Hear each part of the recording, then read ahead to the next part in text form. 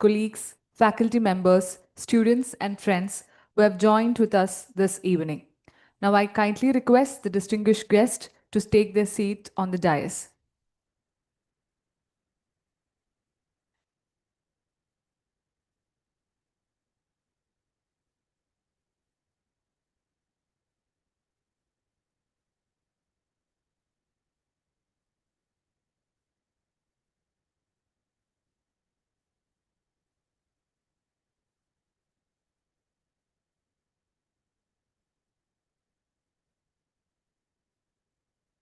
We have gathered here for the 9th I.S. Gulati Commemoration Lecture, the flagship annual event of the Institute, held in honor and remembrance of the late Professor I.S. Gulati, an eminent economist, a distinguished policymaker, and an esteemed public intellectual.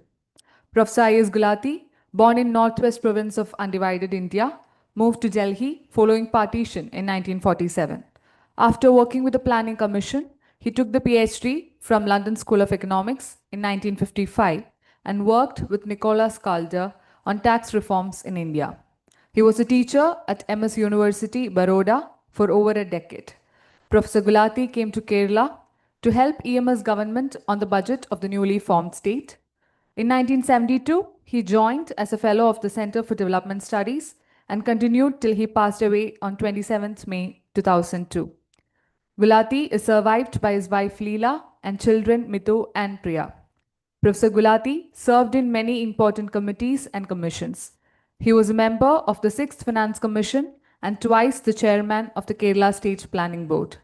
He was chairman of Taxation Review Committee of Kerala and Karnataka, apart from being a visiting fellow at MIT, Boston University, and chairman IIM Calcutta.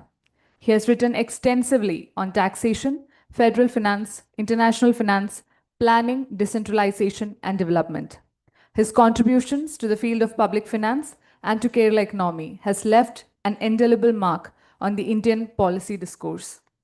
Over the years, the Gulati Commemoration Lecture has evolved into a distinguished forum for insightful deliberations on both national and subnational development issues viewed from a public finance perspective by eminent scholars like Professor M. Govindravu, Professor Vinod Vyasulu, Professor K.K. George, Professor M.A. Uman, Professor Sushil Khanna, Professor T.M. Thomas Isaac, Professor Deepak Nayar, and Professor Ole Tonquist. This year, we are privileged to have with us one of the veterans of public finance in India, Professor D.K. Srivastava, delivering the lecture. Today, our Honorable Minister for Finance, Sri K.N. Balagopal, will be giving the presidential address, but due to his busy schedule, he'll be joining us late. And the moderator of the day, Professor T.M. Thomas Isaac, the former Finance Minister of Kerala and the Distinguished Fellow of GIFT, has joined us online. Now, to formally commence the proceedings, I invite Professor K.J. Joseph, Director of Gulati Institute, to deliver the welcome address. So.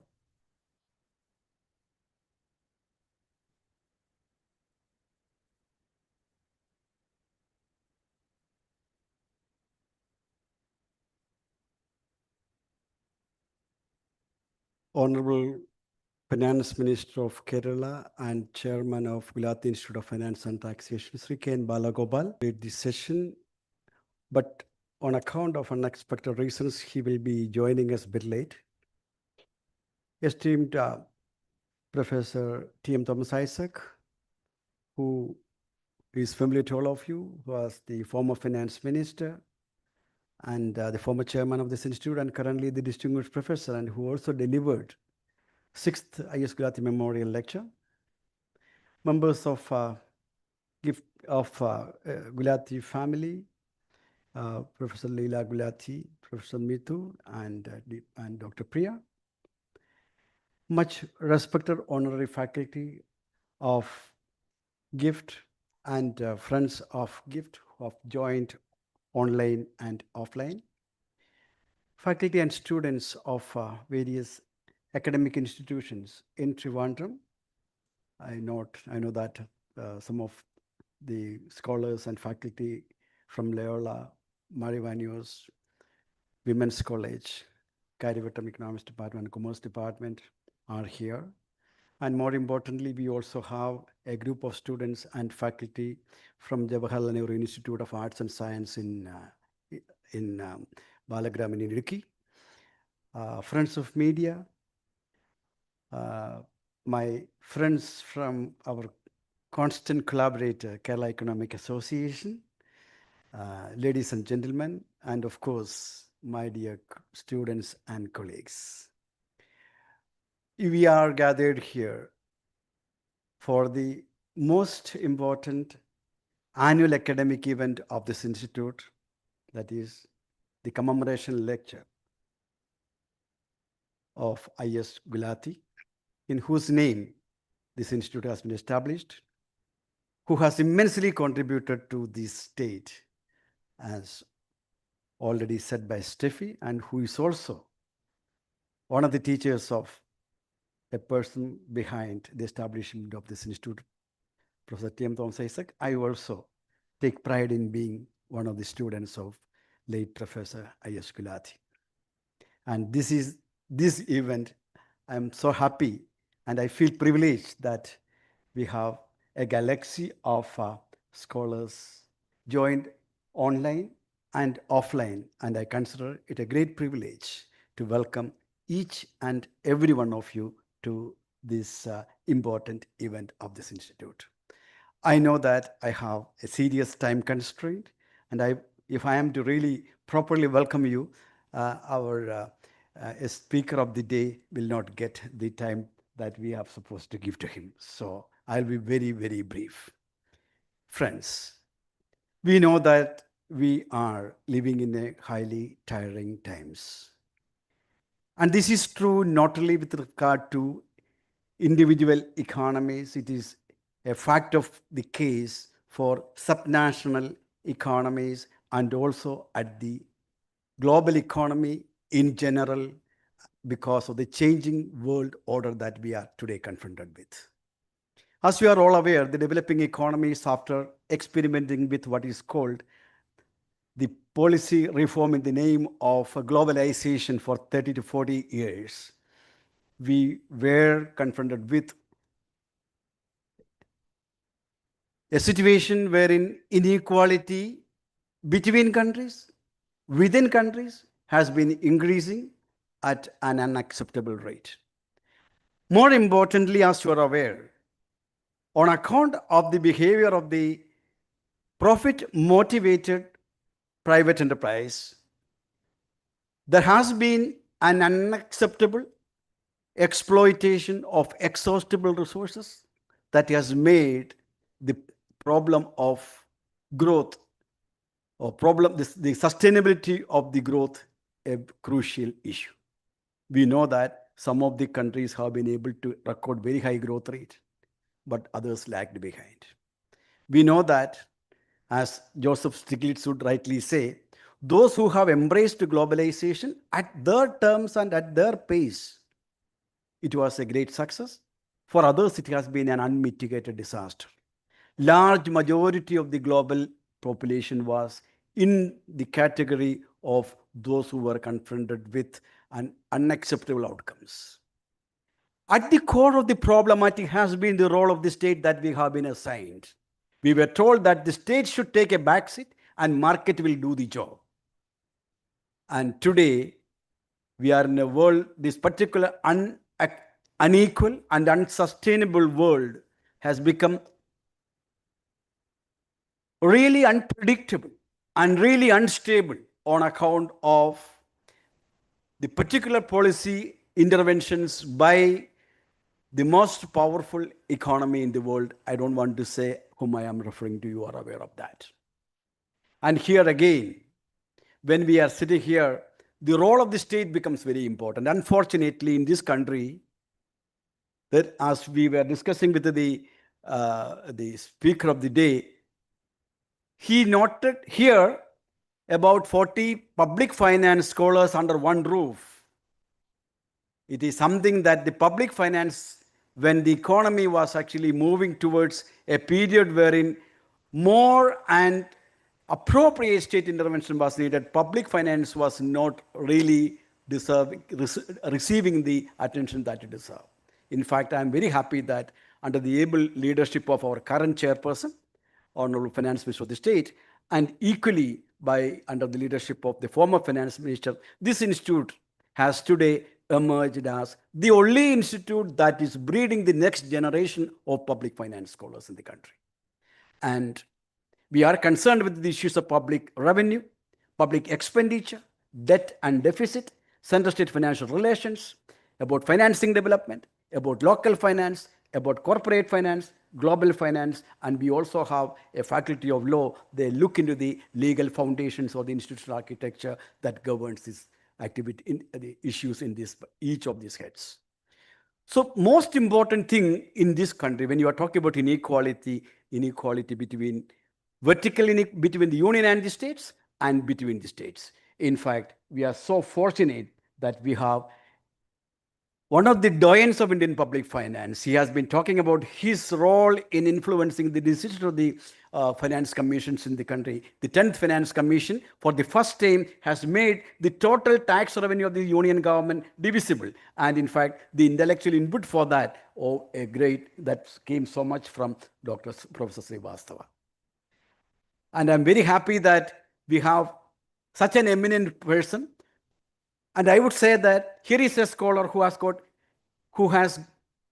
claim anything that an academician can aspire of.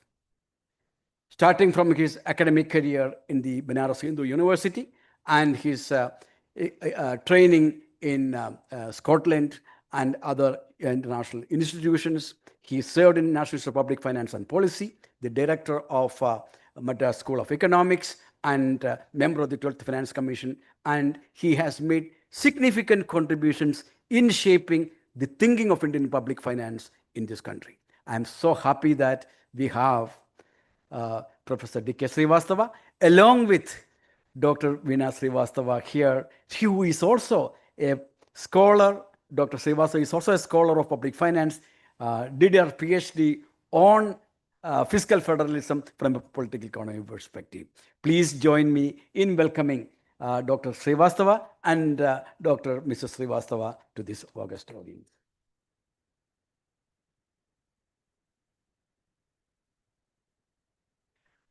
I think Professor Balagopal doesn't need no introduction, and he will be joining and soon. But in the name of formality, it's only appropriate that we welcome him an advance welcome, because all what we do in this institute, we owe to the chairman, because there is a general feeling that it is very difficult to work with the politicians. I must tell you that I have the opportunity to observe from very close quarters. And we, the society, is very liberal in saying that all problems are because of the politicians. I mean, after working very closely with politicians from both the left and right, I'm inclined to believe that the problem is not politicians. It is not. An ordinary professor must be an ordinary minister. Forget about a minister like finance minister. An ordinary minister must be putting at least 5 professors' hard work. And many of them may not be having time to read, but they read the real textbook. The real textbook is the people around them and the insight that they gather and the ideas that they are able to come up with. The way in which they can process what you tell based on your other kind of research, that ability is incredible. When I interact with, I feel very short with such people. And everything that we do this in this institute, we owe a lot to Sri K.N. Balagopal. I welcome him to this meeting. Now, coming to Professor T.M. Thomas Isaac is already online. He will be joining with us. And I must tell you that the whole idea of Gulati Institute of Finance and Taxation, transforming the former Center for Taxation Studies, it is an idea of Professor T.M. Thomas Isaac. I had a opportunity of working with him almost 2+ years, and these are all a league of people with enormous ideas. And if you ever get a chance to work with a politician, never, never, never. My lesson to my young scholars is that you all have opportunity to work with politicians at your local levels. Interact with them, learn from them, and I'm sure you will cherish that opportunity. So Dr. Thomas Isaac will be moderating this session, but he will be joining us soon. I'm welcoming him on all of your behalf. Now, I think coming to the galaxy of our friends of the honorary faculty of Gulati Institute of Finance and Taxation, and the wonderful guests, wonderful friends of Gulati Institute of Finance and Taxation. In fact, all what we do, what we are able to do is not because we have got world-class faculty over here. I have a wonderful set of young colleagues, but they are willing and they are inclined to interact and learn with almost all the leading public finance scholars in this country. In fact, here I note the presence of Ajay Narancha, a rare person with the opportunity of working with 3 finance commissions and former revenue secretary. And he had to, of course, due to health reasons, he had to discontinue his association with the current finance commission. I note the presence of Ratin Roy. I note the presence of Professor Ram Kumar. I note the presence of Pulin Nayak. I note the presence of Sujit Balla. And I note the presence of Hari Kumar. Professor Dr. Amridix is also, I can note. So I take this occasion to express our immense gratitude to each and every one of them. In fact, and I can talk about each one's contribution. In fact, the true energy of gift is derived from the friends of gift, and they are the real engines that fuel this institution. I most warmly welcome. I note the presence of course, in that process, I am not forgetting the presence of my own teacher over here, Mridali Panji. I also note the presence of former director, A.V. Jose. Okay, right. So I take this occasion to welcome all of you to this audience, to this gathering. Finally, and more importantly, as I told the young scholars, it is all for you. It is for your future is at stake. And all our research is not for the past, but for the future. So we welcome all of you, and also my colleagues and other students from different universities and different colleges over here, with a lot of expectation. It's my hope and wish that you will go back from here with a lot of questions to ponder why. I want you to ask a lot of why, so that your future will, and answer will come later. And I'm very sure we will be able to learn a lot from this interaction. With these words, I would like to welcome all of you once again. And I would take this occasion to invite Professor T.M. Thomas Isaac, the moderator of this session, for his introductory remarks.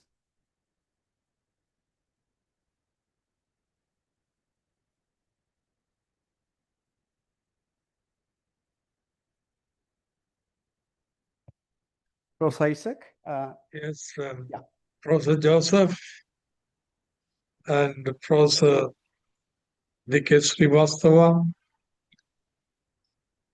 other colleagues and friends who are present there, online and offline,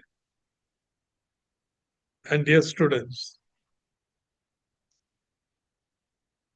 It's very rare that me, a student of Professor Gulati, and later his colleague, both at Center for Development Studies and at the Planning Board, and co-activists in taking forward the decentralization program in Kerala, misses the anniversary lecture, the 9th edition of which now is going to be delivered by Professor D.K. Srivastava. But through some mix-up, it happens that we are having a launch of a book of Aruna Roy here in the city, and I'm chairing that function also. In fact, I have Professor Patrick Heller sitting with me. So some of us are going to be here rather than a gift. Professor Gulati has left behind a rich legacy of public finance analysis from the perspective of state rights. And this is a tradition that has been taken forward by his colleagues and students, and also by the institution that has been named to commemorate his memory, Gulati Institute of Finance and Taxation.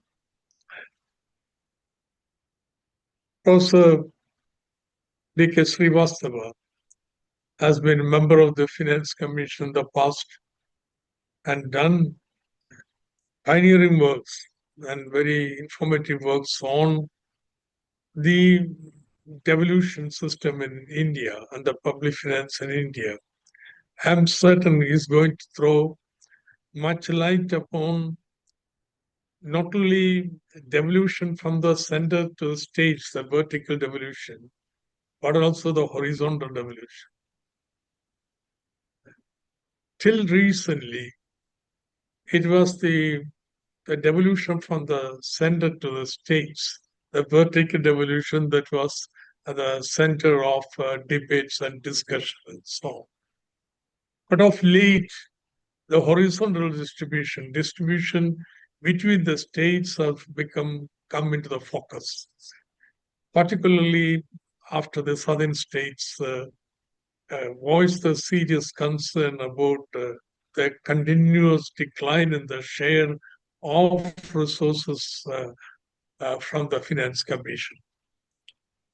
Now it's a settled principle of devolution, federal finance, that equity should be a very important consideration.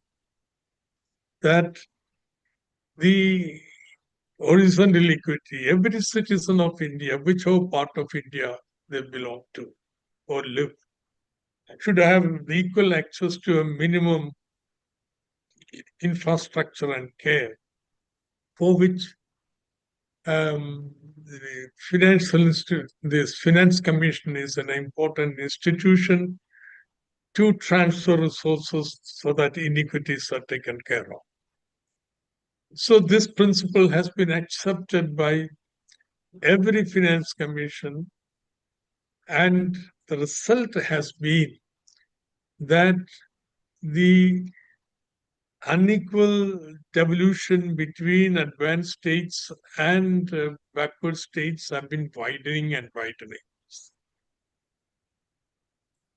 Now, I don't think I need to produce any data for this, but it's accepted. And that has been the cause for a lot of commotion and debate today in India. But the tragedy is, despite this increasingly higher devolution to the backward states, the backwardness have only increased. If you take, say, relative ratio per capita income and the national average, the backward states in India, the per capita, the distance has been widening over time, I see. So this is very disconcerting. How long can you, how much can you go on devolving to keep up equity if, despite the higher share that is given constantly in every increasingly higher share in every finance commission, their distance from the average only goes down further. Now, there are two reasons which I am certain is going to be analyzed and presented before you. I don't know what because Sridhar Vastava is going to speak, but Joseph informs me that he's going to speak more on the horizontal distribution of resources. Two reasons, I think. One, the market forces. Long back, I used to work on interregional trade of India, and there something which struck me was whatever you may enter into, the market forces they have their own logic. The metropolis has its own sucks resources from all over. The backward states, the resources tend to move, surplus tend to move towards the advanced states. And interestingly, I found that the backward states have trade surplus. It's the rich states that have a trade deficit. So there is unequalizing impact of the private investment and market. So this is inevitable that in the era of neoliberalism, these forces tend to work harder and harder towards greater inequality. But can there be this trend negated by increasing the resource inflow devolution to the backward states? Very well. That's the second factor. You devolve more resource to the backward states, but the multiplier impact of this additional resources are very limited. Because multiplier linkages are limited, the investment, particularly the infrastructure and industry, just flows out of the region, you see. Even the contractor for the infrastructure building would be coming from outside. What I want to focus is not a question of a greater horizontal devolution backward states. The key question is about development policy to be pursued. I would say if the backward states in India, they have followed Kerala in investing in social sectors, education, healthcare, which multiplier impact does not leak out to the neighborhood, but remains in a virtuous cycle within the region itself, they would have been so much better off. So therefore, a kind of greater and greater devolution to backward states without modifying the policy framework of development do not result in greater advanced growth, in advancing the development in these backward regions, but also becomes a hindrance to the growth of advanced states and their investment in many places, like, for example, as Kerala today is experiencing. Now, I am not concluding anything, see, and just for a kickoff, saying something random which comes to my mind. I'm keen as you to hear what Professor D. Srivastava has got to say. Yeah, I'm certain all of you are. I don't want to stay in between, but I also don't want to be the moderator from distance online. I hope Joseph will take over the responsibility. So I pay respects to the memory of Professor Gulati, and once more apologize to Dr. Srivastava not being able to be present physically there. Thank you very much. Thank you, Professor Thomas Isaac. I think you could not have set the stage for a discourse more eloquently than this. And thank you very much for taking time out of your otherwise busy schedule for being with us. Yeah, may I now invite Professor D.K. Srivastava to deliver the 9th commemoration, I.S. Gulati commemoration lecture on the topic Equalization Transfers in India and Profiles of Inequality. Sir, over to you.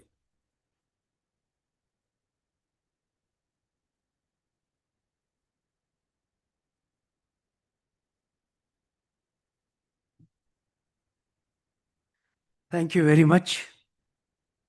Although it is not a convention, let me begin by addressing, in anticipation, Honorable Finance Minister of Kerala, Shri K.N. Balgopal, Professor Thomas Isaac for his wonderful remarks, and the eminent director of this institute, Gulati Institute for Professor Joseph.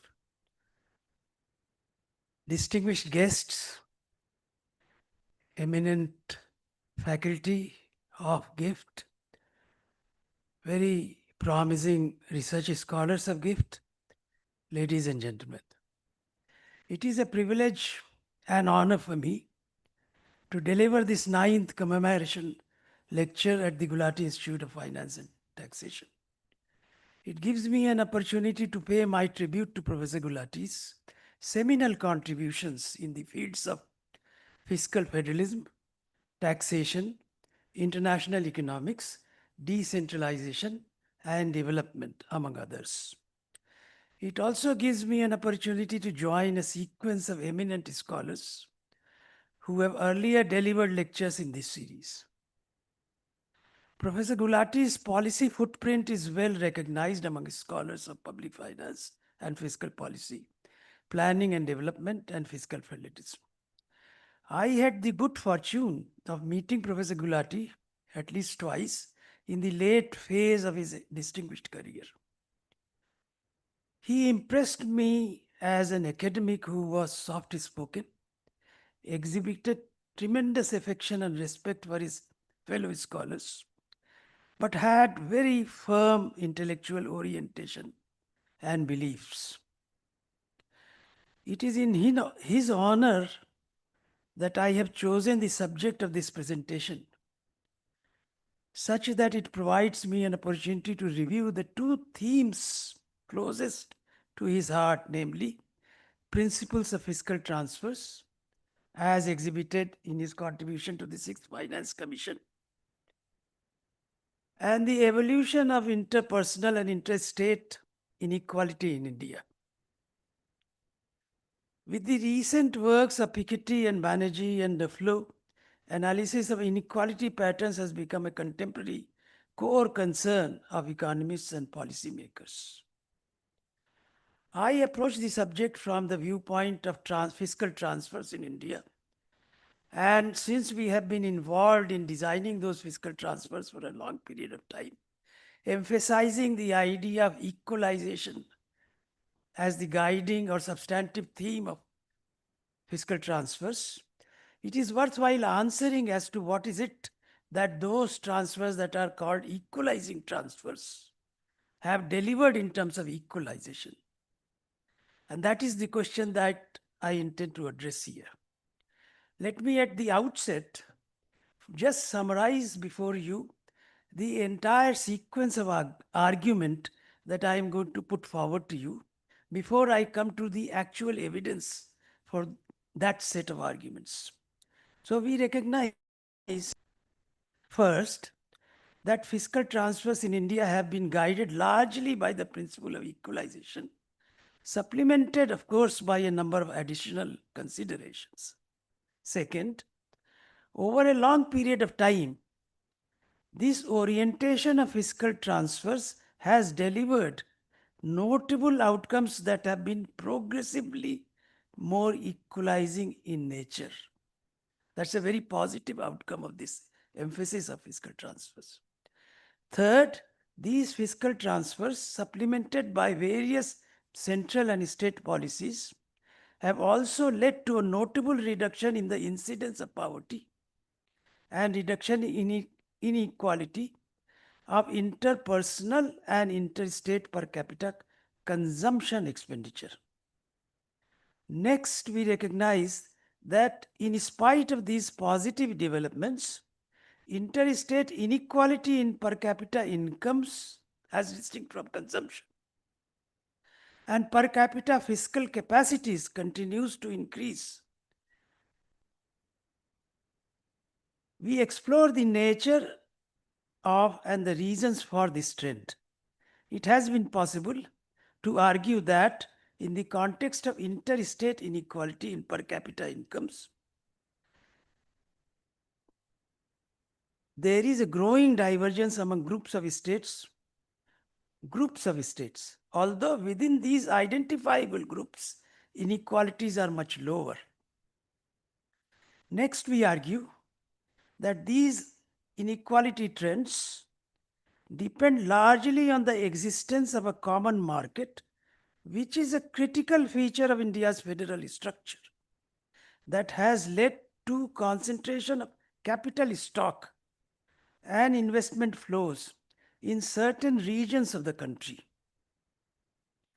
There are few policy options that can be used to intervene in this market determined interplay of economic forces. So finally, we recognize that even the state level fiscal responsibility legislations result in higher concentration of capital and infrastructure facilities in the states that may already be prosperous. Of course, I do not recognize any state as a backward state. I, of course, call them developing states. This paper is going to be divided into 7 sections, and I will take you through this long sequence of arguments, one by one, giving you some evidence as to why this kind of sequencing of arguments and assertions can, at least in part, be justified. In terms of the methodological prelude, I will only make the observation, although this is based, the presentation is based on a number of results. We have used 3 main indicators that directly or indirectly refer to the features that I have just now outlined. So first, I use the Gini coefficient of inequality to measure the extent of inequality and the progress over time of the inequality profile. So my focus is all the time only on interstate inequality, not on interpersonal inequality, although I would refer to that profile also from time to time. But the focus is all the time on interstate inequality. Next, I use for where person. So all this comparison is in per capita, GSDP, per capita, real GSDP, nominal GSDP, or other per capita features that define a particular state. In other words, the idea is to compare an average person of one state vis-a-vis an average person of another state. That is to say, within that state, whatever interpersonal inequality exists is actually not considered. So it's all the time a comparison of interstate inequality. So I also use Thiel index, which is another measure of inequality, although the weighting patterns are different in the. So if you can come to slide number, I think, we go to the next slide, and the next, and the next. Yeah, here. So here you see the Gini coefficient is actually making a is distinguished by 2 prominent features. One is that its weighting scheme is only in ordinal terms. That is to say, whether a person is higher or lower in terms of the relevant parameter is to be weighted accordingly, but not taking into account the actual difference in that parameter. It is only being higher or lower that is to be considered as the weighting parameter. So that's why it is called ordinal weighting scheme, which is a major contribution of Amartya Sen to interpret that Gini coefficient of inequality in terms of a axiomatic structure in which ordinal rank weights actually play a critical role. The other one is the Thiel index, which I use where interpersonal comparisons are not required, although both of them can be used alternatively, and we have tested that they lead to similar results. Here the weighting, here the comparison is of one person vis-a-vis the average in that distribution. So in the earlier one, it was the difference from the average. Here it is the ratio from that average. And the weighting scheme is in terms of logarithmic terms. And the underlying idea is that it is the entropy or information content in that distribution that is providing the weighting scheme. The third one is the Herfindahl index of concentration. So that's where, when we look at interstate concentration of, say, capital stock, then we use the HHI index. All these are fairly straightforward measures. What I have done particularly is to actually work out schemes of decomposition, so that when we observe a certain pattern in an inequality index, is it due to differences between groups of states or within groups of states? That kind of scheme of decomposition is the one that I have empirically measured and provided. So as far as I know, in the literature regarding Indian inequality profiles, I have not seen any detailed analysis in terms of decomposition of the contributions as arising from between states and within states. And there are very interesting patterns that can be observed from this. So that is all that I would say in terms of methodological interlude. Now, so I begin by starting that actually I'm going to argue in some detail that the most and possibly the only effective instrument that can lead to equalization is the use of this guiding principle in the scheme of determining fiscal transfers. So I first take you through just briefly as to what is meant by equalization in the context of fiscal transfers as determined by the Finance Commission. Now, in simple language, equalization of fiscal capacities is the most prominent indicator of fiscal equalization. And what it involves is making up for the deficiency in fiscal capacity without underwriting deficiency in fiscal effort. And this is introduced in the Indian context largely by the distance criterion in the tax devolution formula. And that distance is measured in terms of per capita income from a benchmark per capita income amongst the distribution of per capita incomes of states. But over time, this understanding of the distance formula, this is called also in the literature as revenue side equalization. And we have, if you compare Canada and Australia, for example, we have in Australia a two-sided equalization. And the second side comes when we also equalize differences in cost considerations, which is an expenditure side equalization. So we have revenue side equalization and expenditure side equalization. Both equalization efforts in India have remained partial. It is not full equalization that happens as in Canada or Australia. The third component of that also been recently introduced in the calculus of finance commissions, is what I call as taking account of uncompensated externalities contributed particularly for environmental considerations or environmental externalities. And that is introduced through in the devolution formula through the forest criterion, whose weight has progressively increased. So those are the three main vehicles through which equalization is delivered by the Finance Commission. And I am arguing that, of course, central policies also have a bearing on the equalization patterns in India. And state policies also have a bearing. But central policies actually affect individuals in all states unless they have a location coordinate.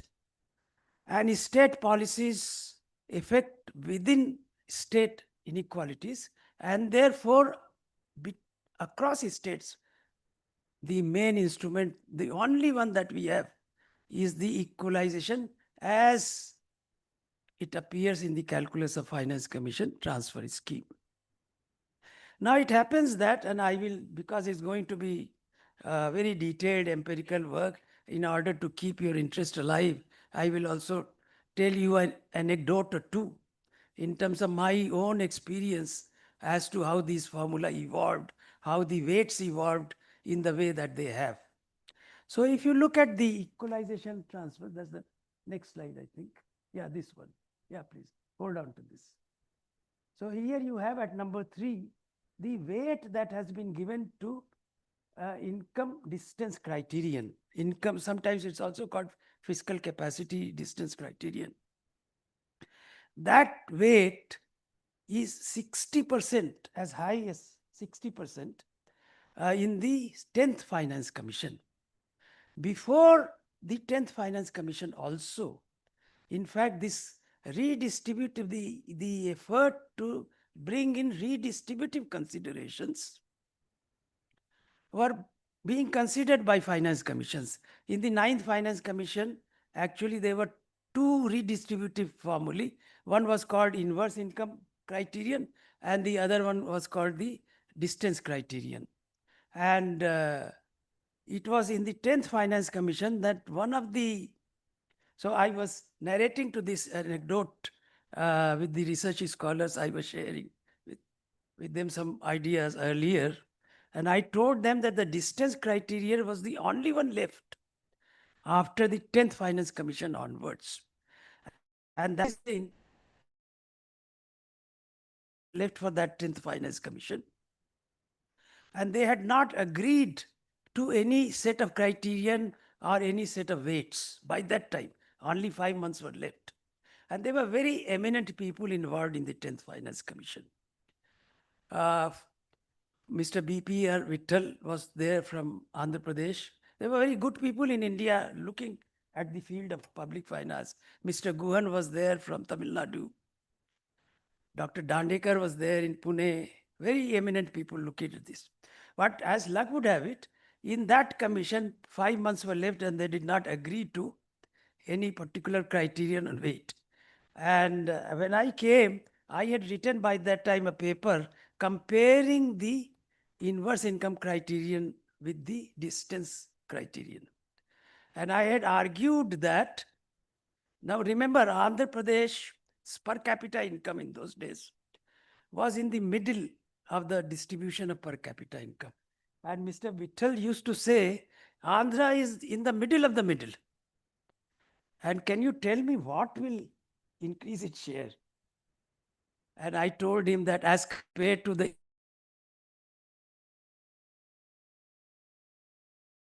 favors the middle income states in relative terms. And that became one idea by which convergence took place. And they then agreed to merge the 2 criterion. It can also be established that this one, under certain assumptions and conditions, translates into the revenue equalization criterion followed by both Canada and Australia. So that's why theoretically it is quite sound. And that's why the 2 weights were merged and a weight of 60% was given to that. Then the 11th one, the weight was increased to 62.5. Up to that, what Professor Isaac was saying was quite correct. Weight was increased. But then the weight to the distance criterion, main vehicle for equalization, the weight you can see went down 50, 47.50, then 45, and then 45 again. Now, of course, we have to wait and see what happens now under the 16th Finance Commission. But that is one vehicle. But area also got introduced in the 10th Finance Commission. Area as a factor reflects the cost considerations. And it was introduced with certain floor and ceiling in the 10th Finance Commission. And later, of course, forest cover was also introduced by the 14th. But before that, forest was being covered through the route of grants. So the revenue side and expenditure side, both were getting emphasized as we go along. And if you look at the weights together of the 3 criteria, FC 15 second report, then you find 45, 15, and 10. That's a That's a large consideration of equalization transfers. 70%. So in that sense, Professor Thomas Isaac is quite right. How long can we go on? That's a question worth asking. And I also ask that same question to myself as to if this is the heart of the transfer scheme in India, what is it that it has delivered finally? That is the question that we need to ask. So that is a question we are going to examine. But before we go there, let me also say how difficult it is to design a suitable scheme of fiscal transfers in India. No other federal example will give you this kind of uh, scale of differences in terms of size of population, in terms of size of area of a state, in terms of area, or the uh, divisions of populations in terms of various deprived sections, or in terms of per capita GSDP. The differences are very wide. The extent of redistribution required is also much more. For example, if you look at the per capita GSDP comparison, look at just the last column. Here we are looking at, we often divide the states into medium and large states vis-a-vis small and hilly states, or sometimes the NEH states, that is northeastern and Himalayan states, and so on. Sikkim and Goa are outliers all the time. In both schemes, they are outliers. But you find that the difference is 6:1 if you consider only the medium and large states. But if you consider all states, the ratio is between the richest and the poorest in per capita terms as high as 11:1. In Canada and Australia, it is only in the range of 1.6, 1.5:1. So that kind of difference that is to be resolved is massive. And therefore, it calls for redistributive transfers. And therefore, tolerance range of the developed states actually gets breached from time to time. And we hear objections again and again as to how long can you go on doing this. Same set of difficulties are in terms of population size and area. Massive differences are there. And if you look into different features of area, like hilly vis-a-vis plain area or coastal area, all these are cost disabilities. The differences are very wide across Indian states. So ours is a very unique example where fiscal transfers need to be devised. But given that, we have persisted with this broad guidance. So far, that's 16 finance commissions. That's a very long period over which we have pursued this. So what is the outcome of this? That is what I intended to do before I started, particularly remembering Professor Gulati's conversation that I had, and what was his concern about the growing inequality in India and so on. So I thought it would be best now to reflect on the issue and see what has happened over time. So I look at this in terms of the Thile index. This is interstate inequality profile of per capita. So this is the result. So when you equalize revenue expenditure, you equalize fiscal capacity, taking account of cost differentials, and expect that therefore revenue expenditures excluding interest payments, because interest payments come from the borrowing side or debt side. And I also exclude pensions because that's a committed expenditure.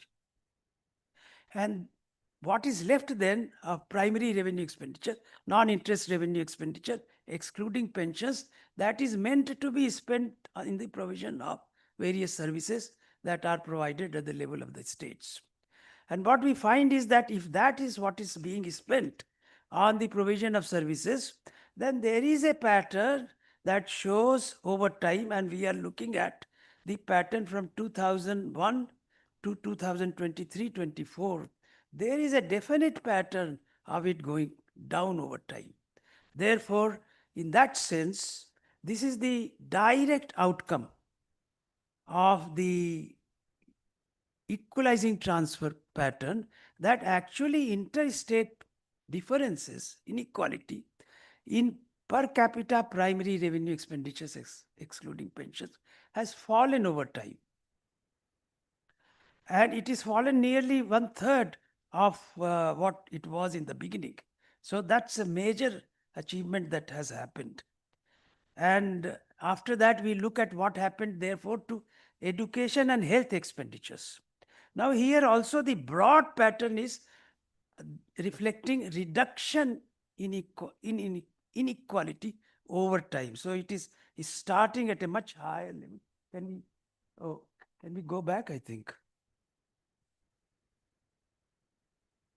Okay, please go ahead then. Forward.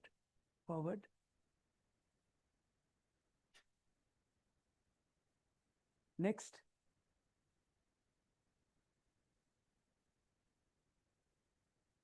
And next. Yeah, that's where we are. So this is reflecting revenue expenditure on education and revenue expenditure on health.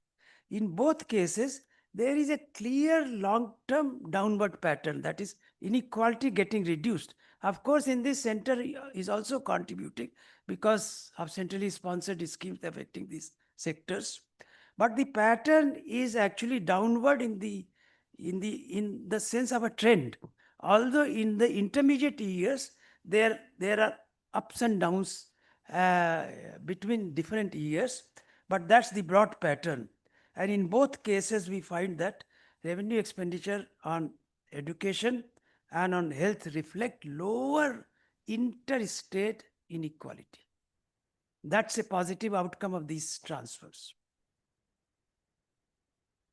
Then we look at not just the expenditures, but also in terms of the outcomes. So we look, as far as education is concerned, we look at the pattern of interstate inequality in number of graduates, that is both graduates and postgraduates. And we look at the pattern, the overall inequality. That's the next slide, please. Yeah, it is the overall inequality is in column 4. It is the data is from 12-13 that we get in a consistent way. We are looking at, it's a very small inequality to begin with, and it is coming down over time, consistently coming over time. So you see that overall inequality in the outcome of production of graduates is also coming down, definitely. And when we decompose it between group and within group, you find that the between group inequality is relatively less. Within group, within the same group of states, it is relatively more. We have divided the states between lower income, middle income, and high income states, and sometimes between general category states, lower income, general category states, high income, NEH states, low income, high income. When that comparison arises, I will indicate to you. But here you see that it is a desirable outcome that between states also, that is between low, middle, and high income states, education outcomes are have been fairly equalizing. And same is the case of health. But health, there is a little bit of concern, but that I think we will cover in the next slide. So we come to the next slide, please. Yeah. Here we did not get a long time series so that we can trace the time profile of inequality. And what we are looking at, therefore, is life expectancy at 1 to 5 years, and data is just an average of a period from 2016 to 20. And you find that the range within which the life expectancy is limited is just close to 70 to 74. That's a very narrow range within which the difference in life expectancy happens. It is slightly more when we look at the health indicator through infant mortality rate, because there the variation is much larger. So in the case of health, the performance across states is the difference is much wider, and we have to travel some more distance as far as health is concerned. So in terms of outcomes also, health, education, primary revenue expenditures, and so on, all of this is actually leading to positive outcomes, which to a large extent can be related to equalizing transfers. That's a positive outcome that we note. But then we come across the question that Dr. Isaac raised as to why is it that if that is so, the inequality in per capita incomes as measured by real GSDP, per capita real GSDP, or per capita nominal GSDP, which is a proxy for fiscal capacity as used by finance commissions. What is the reason why? So we come to the next one. Next slide, please. Yeah. Here you see the long-term pattern is a steady increase in inequality in both per capita real GSDP and per capita nominal GSDP. And we, in this chart, we are also indicating as to what is the contribution of within group and between group. Those are the vertical shades, gray and yellow. And you see that the within group contribution is very limited. That is within the set of states that we call as lower income states, within the set of states that we call middle income states and the high income states. Within those groups, inequality is much less, but between them it is far more. In other words, it is a indirect confirmation of the whole hypothesis of club convergence. So sometimes when you in the convergence divergence debate, people find that there is divergence across Indian states. But some people argue that actually within clubs or groups of states, there is convergence.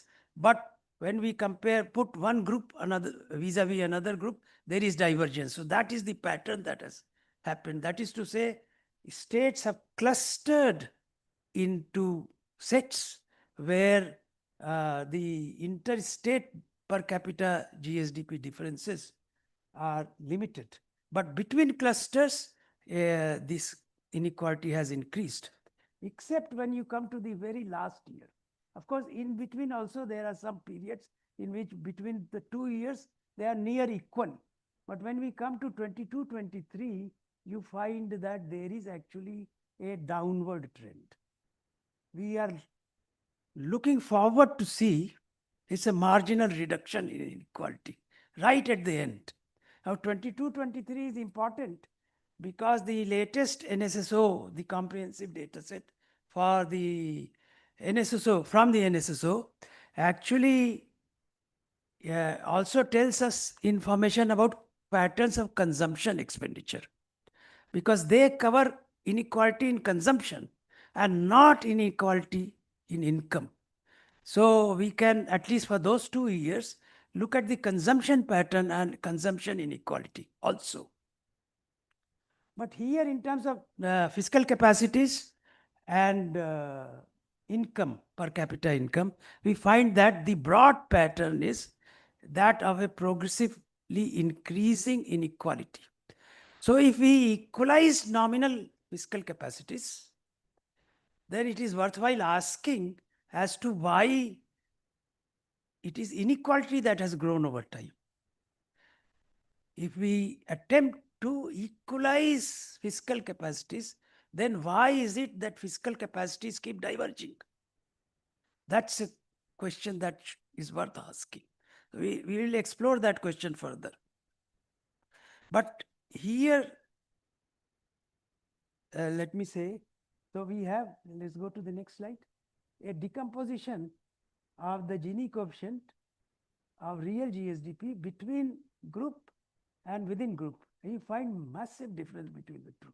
Within group, it is only in the range of 0.2 to 0.3. Between group, it is 0.19 to 0.26. So between group is very high. And so that's the whole issue of clustering that has happened. Now, just for comparison, I look at the reduction in poverty, and I also look at the reduction in the inequality of consumption expenditure. So look, when we go to the consumption expenditure, so we are going to say that inequality in consumption expenditure is coming down. Inequality in income is going up. Therefore, where is the inequality lying? It must be lying in savings. If the 2 years are comparable, and if the data is compatible with each other, because one is GSDP, the other is household consumption expenditure. So we'll see what can be derived from this. But at least in terms of patterns, you find very encouraging results as far as poverty reduction is concerned. Poverty, so next slide, please. Here we are looking at 3 years, 2009-10, 2011-12, and 22-23, rural and urban. It is all state-wise given. But if you look at the all-state average, the 9-10 was not comparable because these results are derived from a recent study published in the Reserve Bank of India monthly bulletin. So they have given a result for 19 states. And it is for 22-23. The poverty, if we take the weighted average of these 19 states, it has come down from 31.1 all the way to 6.7. That's a very sharp reduction in poverty. And if you look at the position of Kerala, it's very heartening because the poverty has come down to just 4.3. Karnataka 3.3. At less than 3% is considered in terms of world discussions, international discussions, as elimination of poverty. So some states are very close to eliminating poverty altogether. That's a massive achievement for economic policy of a country. And in fact, we have done a similar analysis for 23-24, and we have covered 28 states. Those results I am not sharing here, but I can tell you that there the 28 states, the poverty rate has come down to 5%. So that is all states covering together. Poverty has come down, including large population states such as Uttar Pradesh and Bihar. So there also poverty has come down in a very sharp way. So that's a major achievement. Whether equalization transfers had something to do with it, or whether freebies and subsidies and that kind of support to lower income groups has something to do with it. But the outcome is that as a combined impact of equalization transfers, and of course, equalization transfer is not targeted to any particular service or any particular effort. It's just the increase in capacity of a state. But the states are inclined to spend in a manner such that poverty gets reduced, such that within state groups of within states inequality gets reduced. So that's all on account of states' own policies. Therefore, they are very encouraging results. And much of this is also happening in states like Uttar Pradesh and Bihar. So very encouraging. But now we come to the key puzzle, I think, that is there in the next slide. Here we are looking at a comparison of interstate inequality and per capita real GSDP, that's income, and interstate inequality in per capita nominal consumption expenditure. Similar trends prevail even if we took nominal GSDP. So here you see there is a downward pattern in interstate inequality in per capita nominal consumption expenditure. 0.144 coming down to 0.130, coming down to 0.128. That's a very low inequality. But this is interstate inequality. The assumption is that all of the population of the state is centered at its average. When you look at the interfractile inequality, or even go to micro data and look at interpersonal inequality, the magnitude of inequality actually increases. So when you look at NSO results for these 2 years, you will find different numbers, higher numbers. So that's why I am giving here For comparison, rural and urban inequality, when we look at interfractile inequality, those are higher, but the pattern is the same. In that case also it is falling. So you have rural and urban inequality coefficients, whether interstate or interfractile, it is falling. And but on the other hand, income inequality rising. Does that indicate that inequality in savings is even more? Because consumption expenditure is falling, income expenditure inequality is rising. What can explain this difference? A hypothesis worth exploring is whether this can be explained by an even higher growth in inequality in savings. I make that point with a particular objective, with a particular argument that I want to take up later. And that argument is actually to say that savings accumulate get converted into investment gets converted into capital stock, and that capital stock actually gets concentrated according to regions or states. To that we'll come in a moment. But just to have one more insight as to whether subsidies and freebies that are often criticized by economists, which are followed by state governments and now even by the central government to some extent, they are criticized from the viewpoint of fiscal sustainability and such other arguments. But is there a case to say that, look, so much of reduction in poverty that we have actually eliminated extreme poverty recognized by the World Poverty Clock? But also in terms of our conventional nutritional plus measurement framework of poverty also, it has come down in my view to 5% at an average. And therefore, that's a great achievement for a country like India. Has these subsidies and freebies played a role in this? So we have some fractile wise data.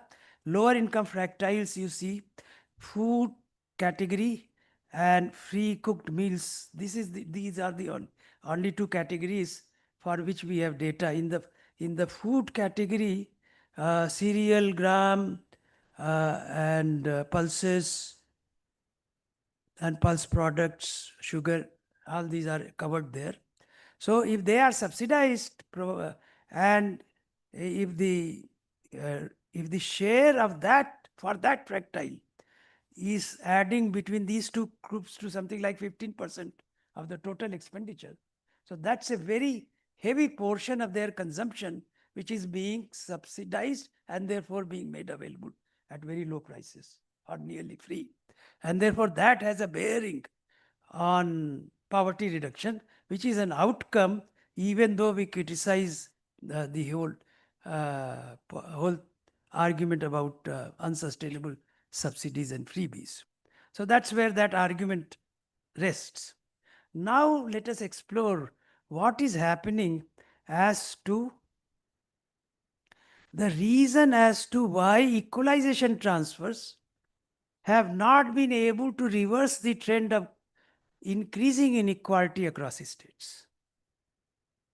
Now, students of fiscal federalism, and many of them I met this morning, actually pointed that out very clearly to me in saying that the Finance Commission transfers actually only look at the revenue side of the budget, state budgets. Revenue receipts, revenue expenditure at best, that's what they cover. So first, equalization is partial. There are different measures by which we have looked at it. Second, they look only at the revenue side of the budget. The revenue side of the budget actually attends on a limited set of services that have really variable expenditures. Capital expenditures are not much involved. A little bit of that is involved, but that will come on the capital side. Capital side is not equalized. Capital expenditure is actually left alone. In fact, that is governed by a separate rule. That rule comes under fiscal responsibility legislations, which says that or at least in the earlier versions of FRBM, FRLs, it said that you maintain revenue account balance. And then what you borrow, therefore, you should spend on capital spending, capital formation. You spend it on infrastructure or your public sector enterprises, create capital stock on that. So the rule is that 3% of GSDP you are allowed to borrow, but if you maintain revenue account balance, then that entire 3% would be spent on capital, and that 3% is of your GSDP.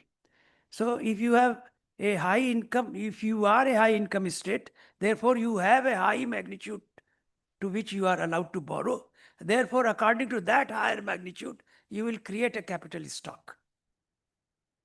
So capital stock in the fiscal responsibility legislations favor the richer states by definition.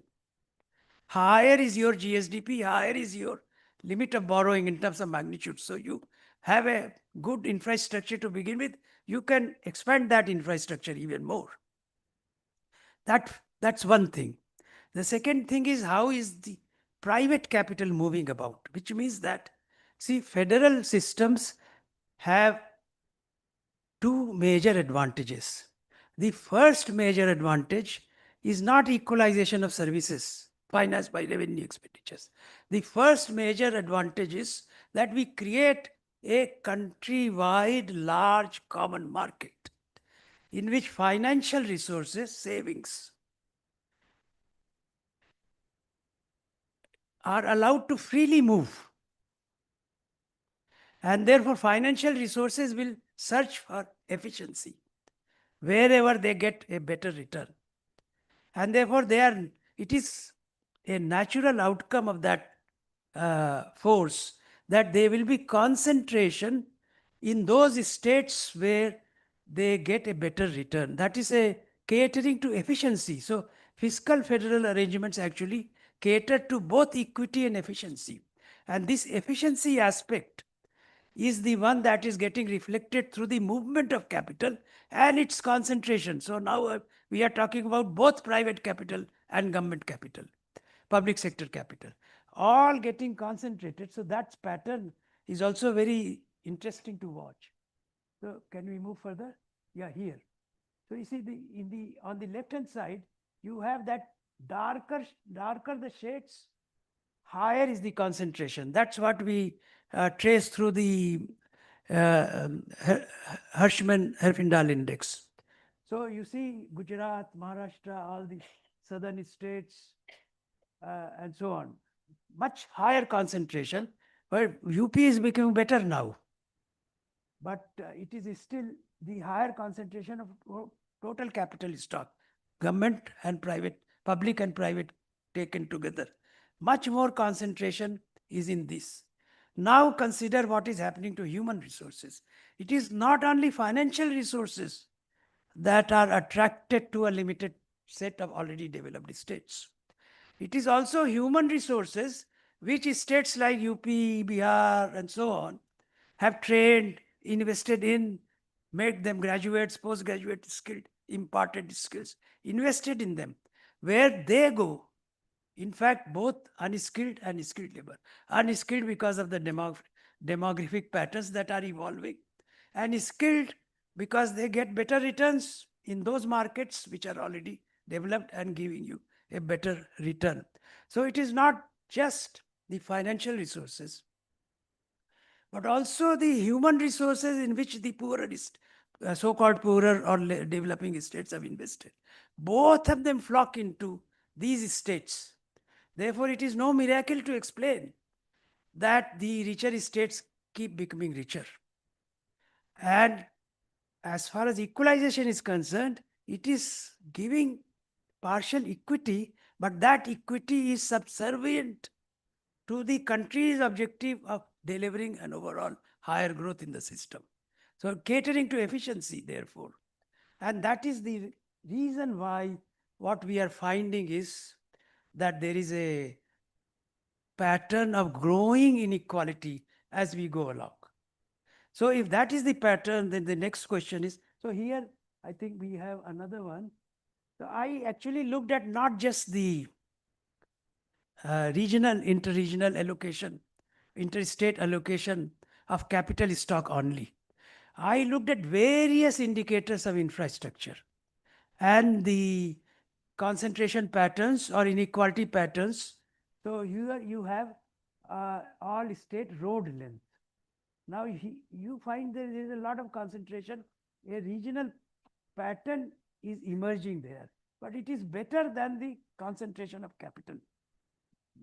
State highways, those are partially financed by your borrowing, capital, whatever borrowing is allowed for that. That in that, center's allocation of capital resources does not play any significant role. Then we also look at various other indicators, physical indicators of infrastructure. So we look at power capacity. Next one, yeah, power capacity and road length in terms of state highways and national highways. You find some very interesting patterns. Here I am using the categorization of general states between high income and low income, and northeastern and Himalayan states between high income and low income. And you find some very interesting patterns. So look at installed power capacity. Much concentration in the general category states, so-called high income states. Very high concentration of power facilities. That pattern is much more equalized when we come to road length. And it is in fact also noticeable that in terms of national highways, also the inequality is much less, although it is still favoring the GS2 group of states. So even in terms of national policies, there is a little bit of favor towards the richer states as far as location of these highways are concerned or development of those are concerned. So if that is the pattern that is emerging, next we look at railways. Railways, the pattern is actually reversed. The only noticeable one, where you find the GS1 group has a much larger share in railway route length as compared to the GS2 states. That's all center. All allocation is from the center. And then in terms of wireless connectivity through wireless or wired connections, a much better distribution between GS1 and GS2. In both cases, GS1 group has a higher share. And that means that in terms of population demand for connectivity, it is really population size that is determining this. And therefore, we have a much better distribution amongst these indicators of infrastructure. So broadly, we find that in terms of certain infrastructure indicators, the pattern is still favoring the GS2 group of states, which is the higher income general states. But in other cases, it is getting corrected, more balanced or reversed. And therefore, there is this whole idea that eventually convergence would start. Now I ask the question, what is it that can be done to reverse this? So idea is, first of all, you have to arrest that pattern. At least if it is not growing inequality, at least let it remain stable at a certain level, low and stable at a certain level. And after that, we can examine after that whether we can reverse the pattern and move them towards equality, greater reduction in inequality. So that pattern, what is the instrument in our fiscal archery that we can utilize? As I go along and examine this, unless central government's allocation of resources through infrastructure, some of that is visible, or through location of central public sector enterprises. If you examine data of location of central public sector enterprises, we'll find a lot of them concentrated in the states that were already prosperous. That may be another instrument there. No, nothing, not much more, not many other instruments are there, because the system has now converged into a very tight framework in which to partial equalization can be delivered through the fiscal transfer system. Capital is going to through that route allocation, even in fiscal responsibility. That's a robust, healthy route. That is where it is going through that route, and therefore that will actually augment inequality across states. And market, which is essential part of fiscal federalism, indicates to us that efficiency trumps equity. That's why this concentration of resources are there. And that is what is happening to this. So whether we can arrest this trend and reverse it is a question that is to be examined further. But I am eagerly waiting for the next round of survey. That pattern is reversed now between 23 and 24. Whether that is a temporary observation or whether that pattern can continue and we hold on to the same level of inequality or reduced level of inequality would indicate that now the tide is turning and so on. But there is a vicious circle that has happened. The vicious circle is this, that the tolerance level of redistributive transfers, as argued by Professor Isaac very strongly, saying that how long can you go on this path? That's an issue of tolerance. So tolerance of the so-called already developed states, there is a limit to that, and therefore there is a limit to the extent of equalization that can be undertaken in the framework of the fiscal transfer system. That is one. It is a matter of research actually in a place like GIFT to see what is this tolerance level. It has not been quantified so far. Whether we can reduce, whether we need to reduce the tolerance level and therefore the redistributive content of fiscal transfers or increase it is a question that needs to be empirically examined. The question would not arise if per capita GSDP differences and per capita nominal GSDP or fiscal capacity differences were to reduce. As convergence starts, lower tolerance will deliver the same level of equalization. So if we could reverse that pattern, then this would not be, less tolerance would be needed. But if we cannot reverse that, then more tolerance, more redistribution is required, because it's a question of not just equity, not just efficiency. It's a question of stability of the federation. If the two sides have opposite demands that go beyond tolerance levels, then the stability of the system comes under question. That's a third and a major objective of our federal fiscal arrangements. So we have to make sure that somehow this is brought under control so that redistributive content of transfers comes under tolerance levels. And therefore, everybody is satisfied with the system of transfers. Otherwise, these kind of issues will continue to arise. I will conclude by just pointing out to certain areas of future research. Because this kind of issue I am myself examining for the first time. And I started working in the earnest only after Professor Gulati's name got associated with it, because I knew this was his concern. So now from 6th, now we are 16th. So it is worthwhile examining what are these time profiles of inequality, what are the messages that they are conveying. And therefore I say that let us undertake research as to how to achieve equal outcomes in health and education across states, eliminating any remaining inequality or keeping the inequality below a defined threshold, say 3% of inequality or less. How and when the trend of growing interstate inequality can be reversed. Exploring intra-state inequality profiles at the district level. That's a work that GIFT should undertake. Within the state, in terms of inter-district inequality, what is the pattern? You may be saying that we are very highly prosperous, but examine inequality within your state and see what is the pattern of that across districts. That's worth examining.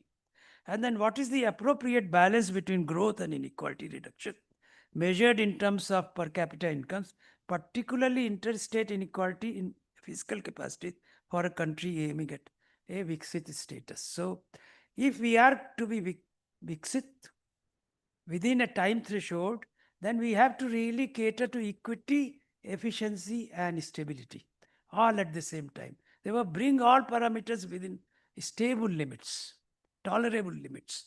And then I think that would be one of the characteristics of a Viksit Bharat. Let me thank you.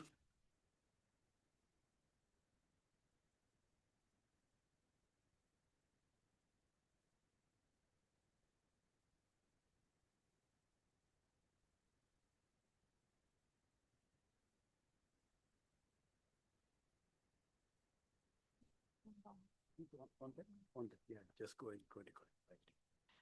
Yeah. Hello. I understand that our Honorable Finance Minister got held up in a meeting. Still, he is not free, but he's just got out of it just to address all of you online. He is here. Honorable Finance Minister, we are extremely thankful to. I know you talked to me over telephone. He saying that he's not able to get out, but he told he really wanted to be here. Thank you very much for being with us.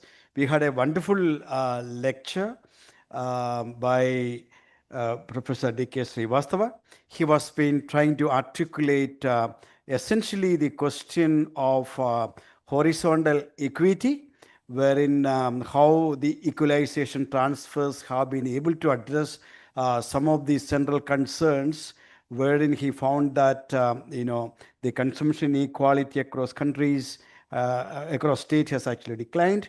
But at the same time, when you talk about per capita income, it has actually accentuated. And what are the reasons thereof? And he was trying to find kind of the manner in which private investment has been going into different states, and what is the possible way forward. He would like to see it in terms of central public investment, and which could do the job.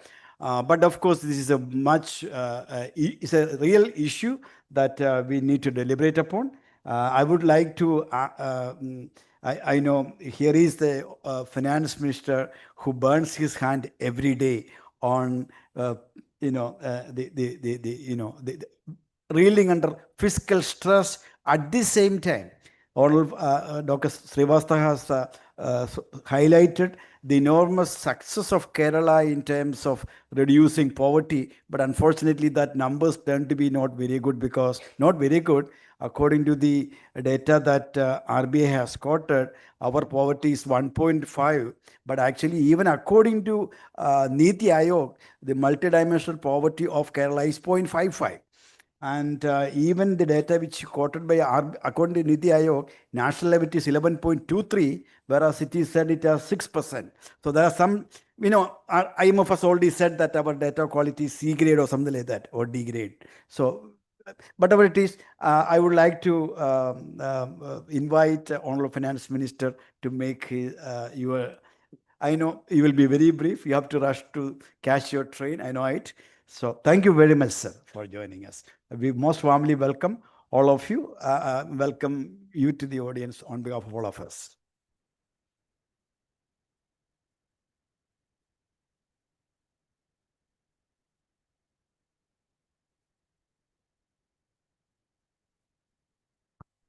Sir, it looks like your audio mic is muted. Could you please tell someone to unmute your mic?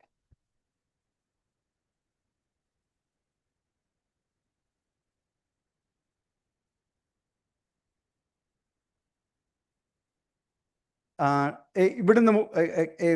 just unmute the mic if it is to be done here. Please do it. It is done it here. Chido. Sir, it is from there. It looks like, my dear, I think it's. Now it is clear, but earlier it was now not. you are right. Yeah, fine. Earlier it was not. Now it is okay. Yeah. Thank you very much. Over to you, sir.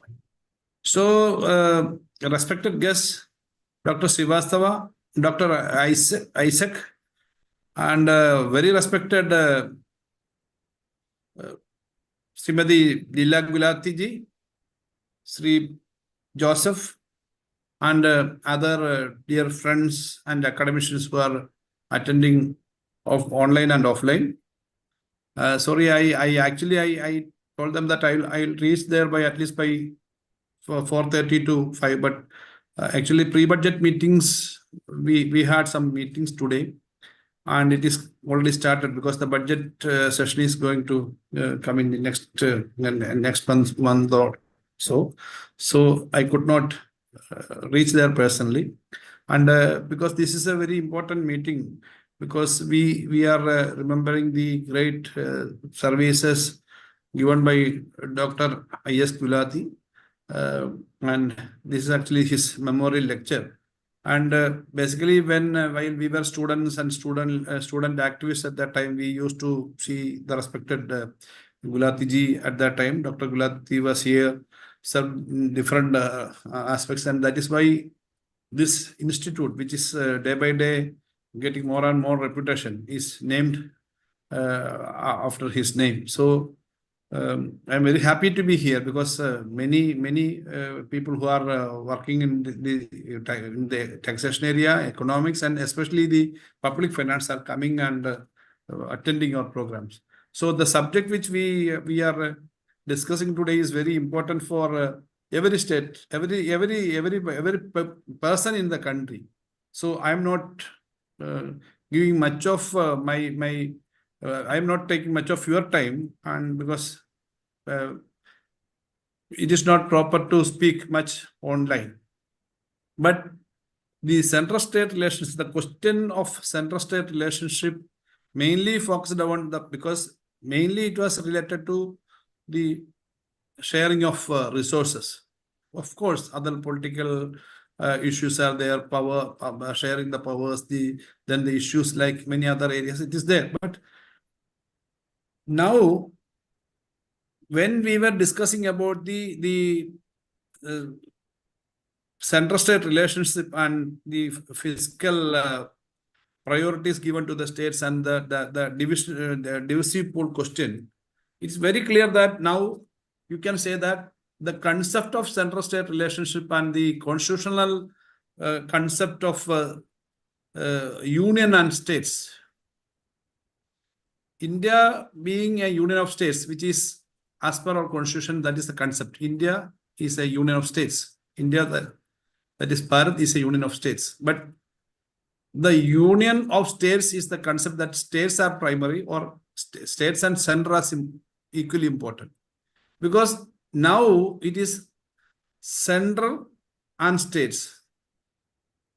It is not a union of states now. Yesterday, if you look into the details of that latest decision by the union government to change the total operating plan of MNREG, is a latest blow which affected every state. In a single decision, state of Kerala is going to lose around 1,600 crores to 2,000 crores in a year, because it was from the joint fund. I'm saying that the fund which is the union government is giving to the states is not a fund of central alone. It's a fund of the country, union and states, because collectively we are making, and they were used to give 90% of the total MNREG wages to the states. And Kerala is one of the state which is using this MNREG scheme in a good way, with proper accounting, proper system, everything. But immediately from yesterday onwards, or from the day when they are going to implement this decision, that day onwards, we are going to lose, what I said is nearly around 2,000 crores. Actually, we were getting around 4,838 crore rupees last year. And now the 40% of that will be a huge amount. That is what I am saying. So this is the latest episode. How state governments can run. See, public sector, whatever private sector and public sector jointly operates, the actions and activities of every state government and everyone in the country, from the state or center, public finances is very important. Public spending is very important. And continuously, if we are looking into the attitude of the union government now in the last some years, every day or every month, some decision is coming to snatch the fiscal powers from the state governments. And now we are facing a very serious threat because of the rationalization of GST rates. In the name of rationalization, actually, it was collapse. Our taxation system is going to be collapsed. Actually, the institute, Gulati Institute, can have to study something more. But our understanding about the decrease in the coming year, next year alone, Kerala will lose around 8,000 to 10,000 annually from the tax. And this is not a question of state alone, Kerala alone. Every state government is facing this. Even the union government's collection is also reduced. And in the last month, Kerala is one of the very less states who are performed well compared to other states. Even after this performance, we are going to lose around 8,000 crores. So, actually, at the time of pre-GST period, when I was collecting 1 rupee sale tax, I will get it, or state will get it. That was the principle. Now 50%, 50 paisa is going to the center. Okay. And the only powers with the state is limited to the petrol and petrol, diesel and liquor, we know. And the collection which they assured that there will be 14% increase every year and compensation for 5 years like that. And at that time, revenue neutral rate was 14%. I know Dr. Srivastava was part of the 12th Finance Commission. 12th Finance Commission to 15th Finance Commission, what is the change? Practically, I can say, at the time of 14th Finance Commission, Kerala's divisive pool percentage was 2.5%. At the time of 10th Finance Commission, our percentage was 3.82% from the total divisive pool. And last Finance Commission, 15th Finance Commission, how much we have received? We are receiving only 1.92%. Just compared to the just earlier Finance Commission, we are losing around 10,000 crores per year. This is one thing. And second is related to borrowing. There's a sharp cut in the borrowing. But we are managing only because of the increase in the tax collection. We can say that the performance, to some extent, we were improved. That is why. And now, earlier, there was a condition that public account was not considered under the, it was not calculated under the total borrowing. It came now. Then in the name of off-budget borrowing, KIFBI and our pension company accounts were included in that. That way, we are losing around 1,25,000 crore rupees in 5 years from the borrowing space. If you calculate all this together, because I am saying is all these things with based on the data, because I have the accounts with me, C&IG finalized account and other details, comparing the last 30 years.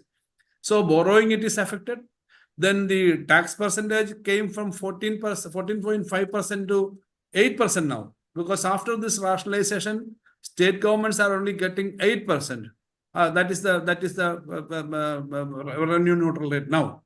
And last year there was a new rule they announced in the name of this year onwards. The Reserve Bank said that for controlling or regularizing or regulating the borrowing, a new rule about GRF, Guarantee Redemption Fund, is announced. And this year alone, we lost around 3,300 crores for this year as for this GRF reduction. So many things are coming. How to run a state? It is very pathetic. I cannot say openly, but I have to say that we are difficult. We are running the state like a department. We are not getting any respect regarding to the constitutional values, because the state governments are not getting proper right to collect taxes. Then how can we discuss about the center-state relations and how the fund or equalizing the growth like that?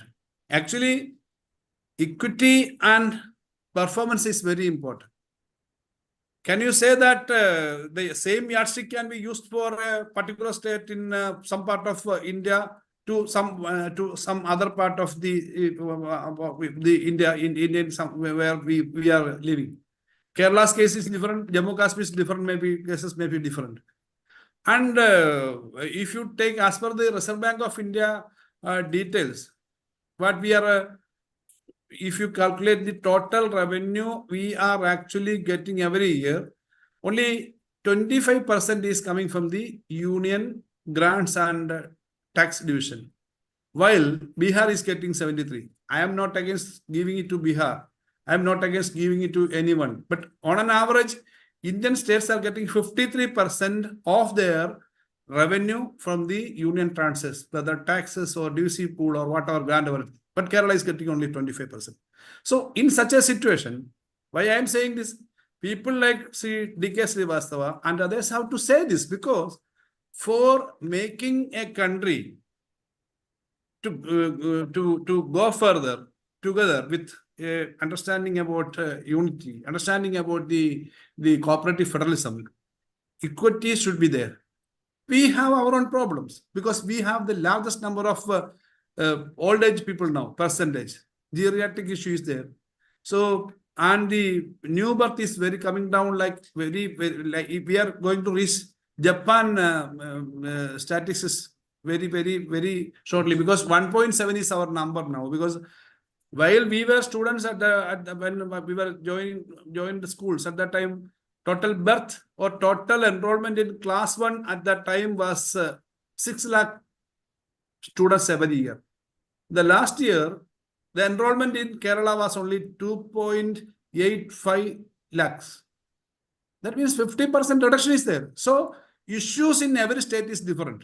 And aspirations of the people, demand of the people is also different. So whenever we are saying, technically we can make a scale for pan-India analysis. But each and every state is different. States should not be curtailed, because for in the name of equalization, we cannot wait till another 50 years for making others to equalize. And nobody should wait for another 25 years to make Kerala to reach to their growth. So this very wrong understanding that which we are taking the existing style of distribution, style of giving tax division to the states, and the existing decision to give the CSS like this, all these are creating problem, because I am not saying this thing, these things we are saying at the time in the forums of union government also. So when we were discussing about the equality, we are discussing about the growth of every sector. We have to keep these things in our mind, because for purchasing 1 cent land here may cost 1 lakh or 2 lakh rupees. At the same time, you can purchase 1 acre of land for that price in some other part of the country. You have to get a labor here for paying by 1,000 rupees per day. You may get a labor for 250 rupees in some other part of the country. So India is a continent like that way. So we have to take these aspects also. So when we are discussing about the future of equitable distribution of wealth, equitable, the center-state relationship, these aspects also should be discussed very seriously. That is what I want to say. And Dr. Gulati was there with his vast experience. Always he used to inculcate the feeling of cooperative federalism. That is what I was told. That is what I know about him. The taxation studies, the distribution of wealth, everything should be there with an understanding of cooperative federalism while discussing about the center-state relationship. So I think these are very serious issues in the coming days. So taking any area, this kind of aspect to be discussed. For example, Kerala can discuss about rubber, the agriculture farmers, how we will live. And paddy, we are also producing paddy, but major area is rubber. If you are discussing about the agriculture farmers here. So rubber issue may be different from Punjab, maybe different from Kashmir here. So agriculture, the farmers, the youngsters. So many issues, different yardsticks are there for assessing these things. So unfortunately, these issues are not very seriously addressed by them. So we are facing a lot of difficulty because of these attitudes. So we have to discuss this in detail. I think some of the discussions in this or questions in this session may address the real concerns that we are raising. Thank you for hearing me. So Thank you. Thank you, sir. These are the true concerns of running a state in the current what is called center-state financial relations, which there is a view that it is actually moving from cooperative federalism to more of a coercive federalism, wherein the state center is becoming more powerful and more fatter, and the states are getting leaner. And there are all arguments like that. Of course, there is no fiscal federalism. Fiscal federalism like a joint family. There is no peaceful fiscal federalism anywhere in the world. So discourses and dialogues are the essential essence of any vibrant fiscal federalism. And I think we should keep on debating these matters. I think the floor is now open, and those who are online are encouraged to raise their hands. And until somebody raises the hand, I was remembering about Professor I.S. Gulati. He gave a research topic to one of the PhD scholars then when I was joined as faculty, and that particular scholar is now one of the eminent public finance scholars. I am referring to Lekha Chakravarti. And we went here I took her for a evening walk to discuss about the topic. What Professor Gulati wanted to discuss wanted her to study was the crowding in and crowding out effect of public sector. In fact, I discouraged her from doing that, but that's a different story altogether, because I told her by the time your thesis is out, there may not be any public sector at all. So that will be a historical fact. When Professor Srivastava was looking forward to public sector as a corrective force, they are no more there. There is only one state which is buying a public sector. Vellore Sugar Mill for pepper. This is center was selling, so we thought we will buy it. So I think they are. So the point I'm trying to say is that if we put the whole problematic in the crowding in and crowding out framework, if we look at these are all interesting way of looking at. I fully agree with the excellent analysis, eminently articulated viewpoint of Professor Srivastava. Because it's a true concern. On the one hand, there are evidences of equalization. On the other hand, evidence of inequalization. The question is, market is driving, while the state is trying to equalize, market is driving inequalize. But also Gulati would like to say that if you have got center-state relations wherein state's own ability to invest is coming down, then that might crowd out public investments.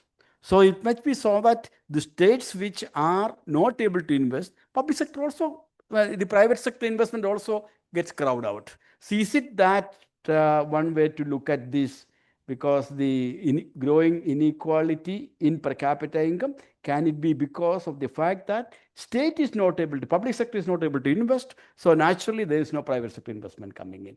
That's if it's a crowding out, what's happening. But anyway, I'm very sure there'll be much more interesting questions, and the floor is open for discussion.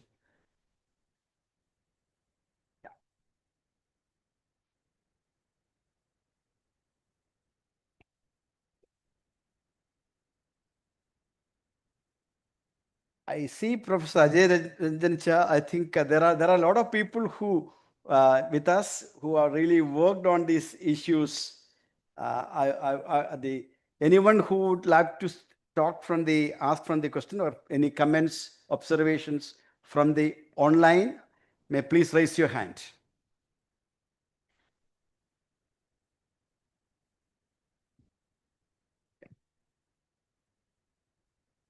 Can I ask? You're welcome. Yeah, Yeah. please. Just a couple of things. One is like, on the whole devolution index, we already have population as one indicator, which itself is an equalizing thing. Because all across India, you are dividing this pool, whether there is income generating or fiscal capacity is there, you're dividing it based on population. That's one equalization thing. Then on top of that, we have this income distance thing, effort thing. So that way, again, equalization is happening in that sense. Then the issue, what I am trying to focus here is that you should have some growth centers, some cities or states which should actually are growth centers. Once when you take too much of this thing or going too much for equalization, these growth centers could probably be shunted in some cases. There is a possibility that our cities are actually in a very bad shape, even Bangalore or other cities, because money is being pumped out of those places to some other centers where some institutional factors, historical reasons, maybe unless we address that, like Dr. Isaac was telling, unless you spend some time, invest on correcting basic things on, say, education or other things, uh, channeling money to some sections, some areas. It's always good to one side say, you say that equalization is important, but one has to really look at what actually is happening there, how these resources are being used. See, even after that, we know that, like you are telling, capital expenditure is moving to other centers. Why is it happening? Even with all this, there could be some other environment, economy, society, and all institutional structures, which should actually help in that. Otherwise, the whole thing of this equalizing thing, or redistribution that way, I don't think it's not going to help in a way. Or rather, finally, all of us will be equal. But then are we going up or down?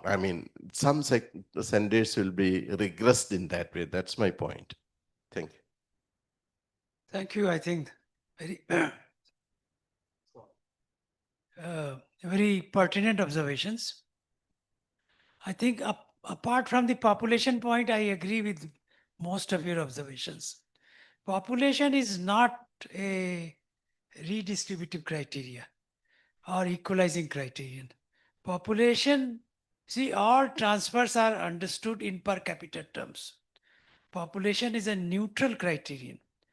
If you take in per capita terms, it is the same constant amount that is given to a richer state or a poorer state under the population criterion.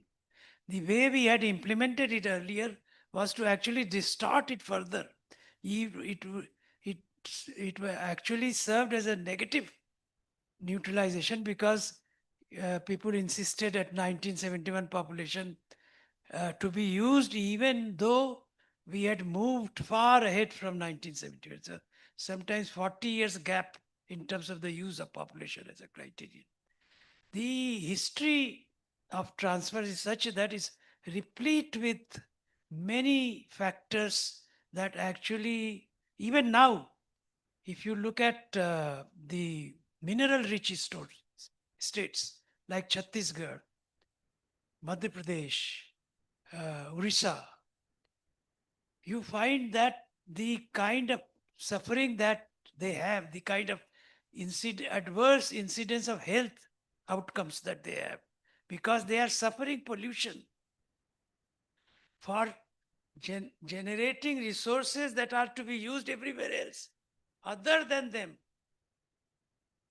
And if you are not willing to compensate for that externality in terms of the kind of health costs, even now commissions have not been able to address what is the pollution health hazard that is being borne by tribal populations living near mineheads.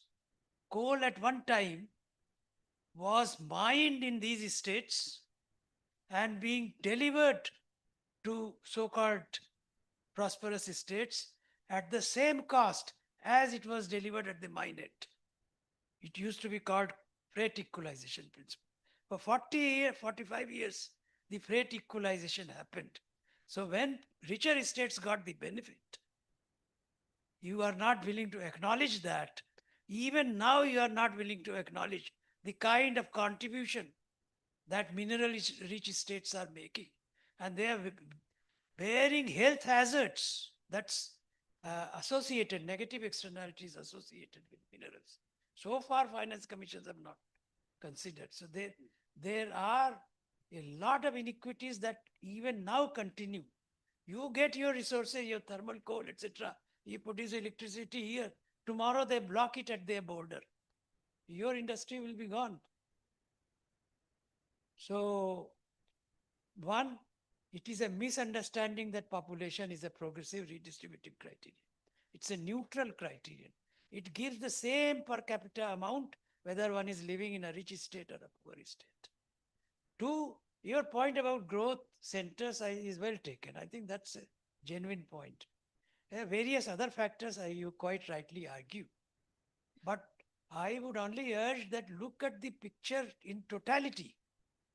What is it that you are receiving from them before saying that we are overpaying them?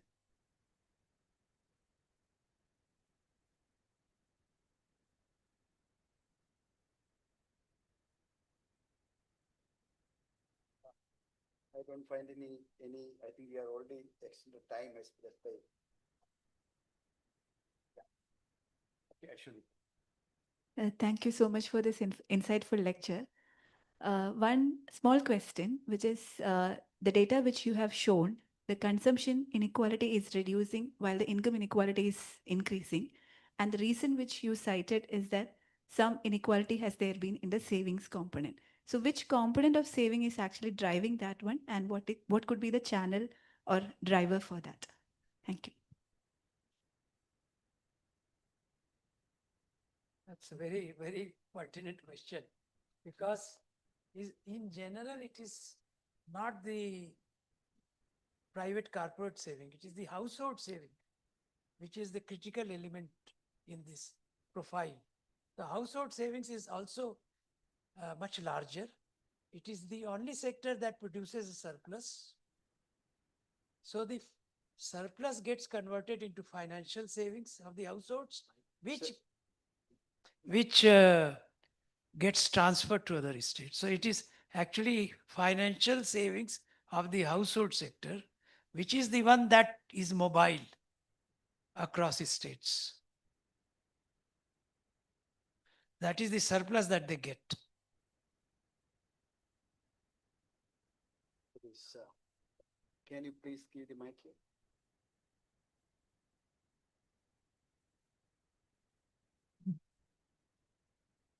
Yeah, thank you, Professor. Yes, yes. But I'm an outsider in the sense I'm not an economist. He's not an economist. Uh-huh. That's why he knows economics. Yes, Yeah. yes. Yeah, More in fact, economics. I take the point which you did in the end, that every state look into the district level inequality. In fact, I have a little bit over that. The question is, take Kerala. Kerala districts are, majority of the districts, actually from the coast, they go to the Western Ghats. And Western Ghats, you have the tribals. And the coast, you have the fishermen. Both the groups are outliers, as John Kurian once told. And if you try to really look into the differences among the districts, like say Wayanad, which has a 40% tribal population, that comes into the very bottom. What I'm trying to tell really, in our this sort of, the finance commission distribution, there's a lot of figures, lot of variables, which actually borders geography, but without the perfection. I tell you one. We talk about the Himalayan states. Basically, we try to talk about the hill states. Yeah, we try to talk about the hilly states. We have not defined what is hill. So in China, anything above 500-meter height is called as the heat. There's some amount of a definition by our Roorkee, that our sort of, that the Roorkee Institute, who looks into the habitation and all those. According to that, Kerala has a hilly districts or hilly area more than 60%. I see. Yeah, but we don't figure into the, I'm just giving Kerala Yes. example because I work in Kerala. Yes, yes. The similar situation will come part of the Tamil Nadu or the other areas. So there is a refinement is required. That is one. Second is, if you look into the, the sort of a distribution inequality, you will see that it is positively related to the distribution of the tribal population. Now, we do not have any mechanism to put into this one that what is the distribution of the tribal people. In the case of a SC population, there's a very interesting case. Yeah. Tribal population are distributed more or less in a group, geographically isolated areas or separate areas. But SC population are distributed in the other groups. You cannot isolate them. But how to really do these variations can also be detailed when you do the allocation. We took total population. Now, total population days are over. Yeah. It is necessary to look into these distributions and outliers. I got your point very interestingly on that the environmental pollution which is being done due to the mining, and they are not being compensated. Yeah, very important. We forget to take into account of the water pollution, which is going to be impinging much more. So like over irrigation creates a sort of a salinity, what is happening in Haryana. See, if you take in the Kerala where I work clearly, the rivers are almost all are polluted. Situation of Ganges, we know. Now, what my submission is that the Finance Commission should broad base. It is difficult to capture all these, but there are ways to really look into it. The way I think it has been done for the internalizing the environmental parameters for the Human Development Index, which is globally done. Now, I think we have to think something on that line. Sorry to be long. Yes. Thank you. Yeah, I agree with all your observations. In fact, if these observations are true, they should have found representation in the memorandum that you submitted to the 16th Finance Commission. If it is supplementary, I see. Yeah. If it is given in the representation, then let us see what they do about it.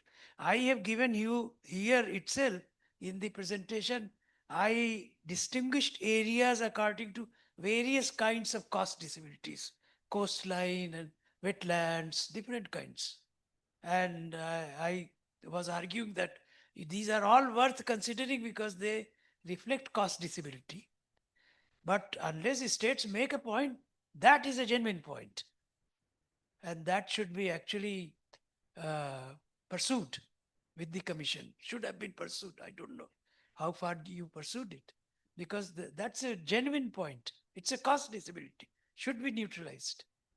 So I think these are things that should be represented to the commission through the memorandum, supplementary memorandum. And I mean, you can really, that's a point worth emphasizing and making it forcefully, because that's a genuine point that commissions have not taken into account. There are a lot of pollution also in coastal areas and so on. There's not, and a lot of environmental conservation issues are also there, not taken into account, because these are all coastal states should actually work together and emphasize, make a case that it should be explicitly considered and suggest methods by which it can be done. So far, many memoranda I have gone through, I have not seen these points. But there are several coastal states, they should make it point this kind of point together. Yeah.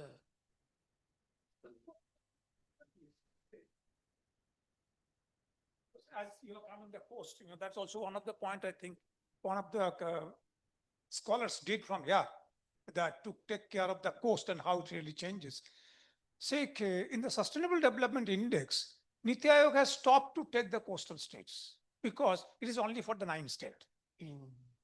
As it is not all India, so the coastal index, which they are earlier, they are computing the index for sustainable development for all the state, all different parameters. But this time I have seen the last report, they have actually avoided the coast. And if you look into the coastal states, I think it's a very sizable population. Yeah, yeah. See, it starts from Gujarat Right, and right. goes all these. Yeah, so I And- think that kind of index, if there is an index like this, it can be used Yeah, straight yeah, away yeah, in the yeah. allocation. Thank you. Yeah.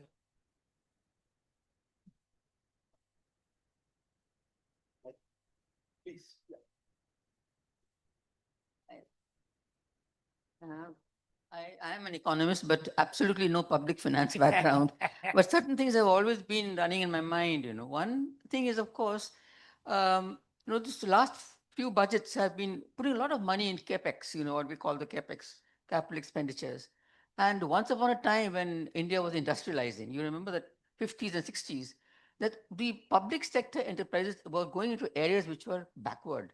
The whole idea was to equalize in that sense. Yeah, yeah. Public sector expenditure is going there. Now, as Joseph was saying, how much of public sector enterprise is there? But then what does it mean? Is it ideological change that has happened? I mean, obviously with the globalization and the government has a Yes, different yes. ideological this thing. But at that time, most of the public expenditure was all the steel plants, all the heavy chemical, Yeah, all those plants were going into. It was fascinating to Yeah, yeah. see that happening. And now where is this capex going? I don't know. It's all being going to Correct, several states where the private capital is appropriating it, I guess. Yeah, yeah. No, Otherwise, all the capital expenditure nowadays I at have the one more level of question the to ask, state, and then you can answer. at the please. level of the states is all infrastructure. All central government also, the most of the expenditure is on infrastructure. All these railways, expansion, national highways, and so on. Central public sector enterprises may still have profitability and asking for greater efficiency. Actually, the point I was making was not about saying that expand your public sector enterprise. The point that I am making is that they are very limited instruments. Actually, this is not an instrument that can now be used. But if at all it can be used, some locational characteristic with reference to central public sector enterprises, not with respect to the state enterprises. That is all going for infrastructure, which is fine. Infrastructure is needed. That can also do crowding in. Yeah. That can be. Yeah. I had one more one more Yes, question to ask, please, which I wonderful. think has been raised earlier by Lekha herself. Yes. That we always suffer on account of the population criterion because the population is coming down and all this whole debate on 71 versus 91 versus 2011 has been going on. So why was not that suggestion of the fertility decline or the IMR or some? I think what she had suggested was IMR, or was it a fertility decline, to take that index as a sort of a compensatory Yeah, thing Then for actually states it was like used. There is a criterion called demographic For demographic their ex- change, which was used, which is based on this fertility career. I was the external examiner for Lekha's thesis. But Lekha, I must say that it Le- was a fascinating lecture, really. I mean, and very simply. Lekha worked in NIPFE for many years. I was the person responsible for inducting both Pinaki and Lekha into NIPFE. At one time, I was doing a number of projects for Kerala, state finances, subsidies in Kerala, and so on. So I was commuting here quite frequently.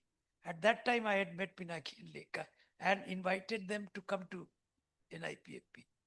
So most of the time they spent there, they have been very productive and fruitful.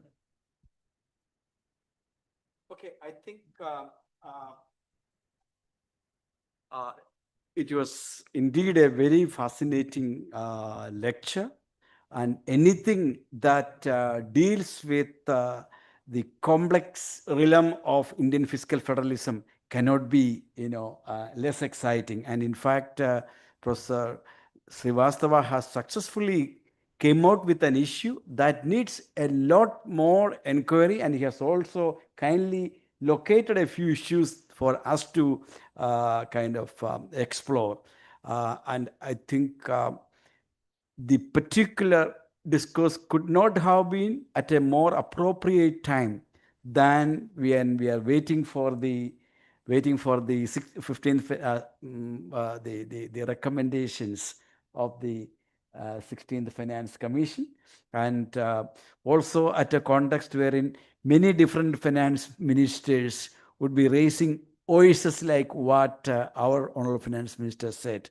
And let us, but having said this, there is no, even today, there is reason to believe that. Oh, I also note the presence of Leela Gulati. I already noted her presence in the morning. Thank you very much, Leela ji, for joining. And we are very honored by your presence. And I would like to give a final round of applause. And also, I would like to invite two of our senior colleagues over here to come to the stage to honor and give a memento to Dr. Professor Srivastava. Please. Yeah, you come over, and also I would like to have a non-economist.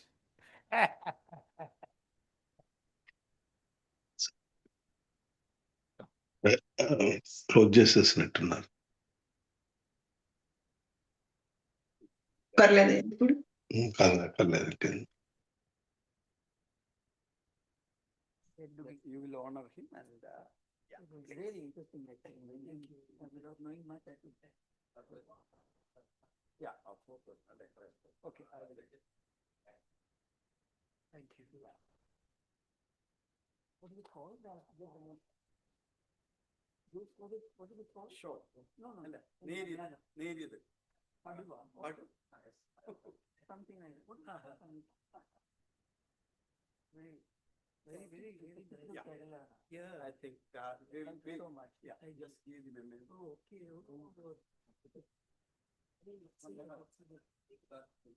I think. Thank you. Thank you very much, sir. Yeah, I think we'll invite. You will give your. Hold it. Yeah. To formally conclude this commemoration lecture, I invite Dr. Ranjit PS, Assistant Professor at GIFT, to deliver the vote of thanks.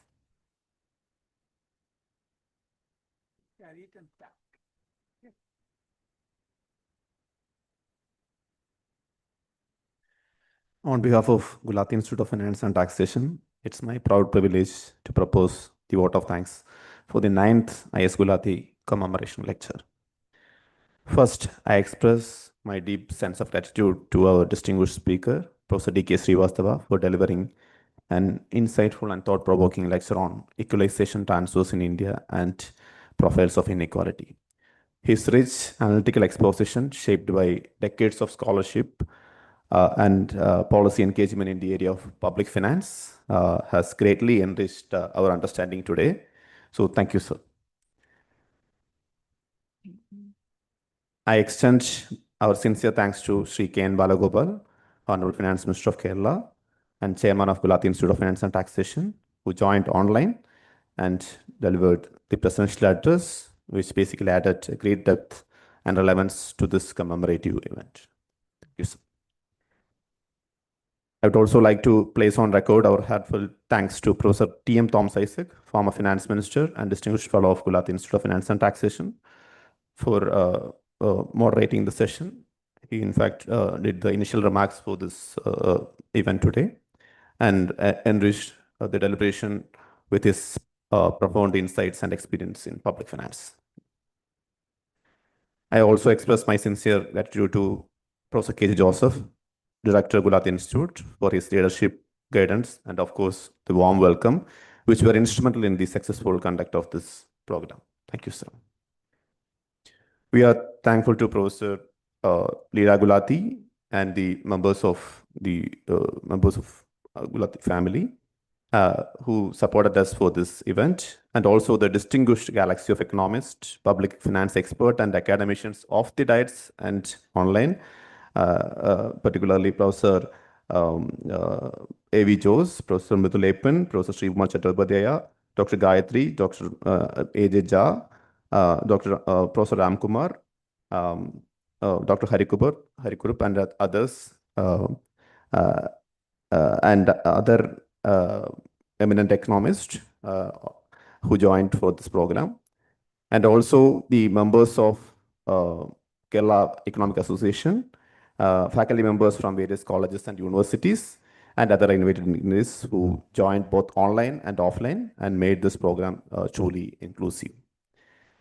I would also like to acknowledge the enthusiastic participation of the whole GIFT community, the faculty members, the distinguished fellows, the visiting faculties, research scholars, and other supporting staffs whose engagement truly reflects the enduring legacy of Professor I.S. Gulati in advancing the rigorous and policy-relevant economic research. Our sincere appreciation goes to the technical team and the support staff of Gulati Institute for their meticulous planning and seamless execution of this event.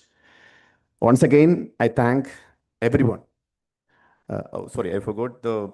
So we had a lot of students have joined and from various colleges in and around the city.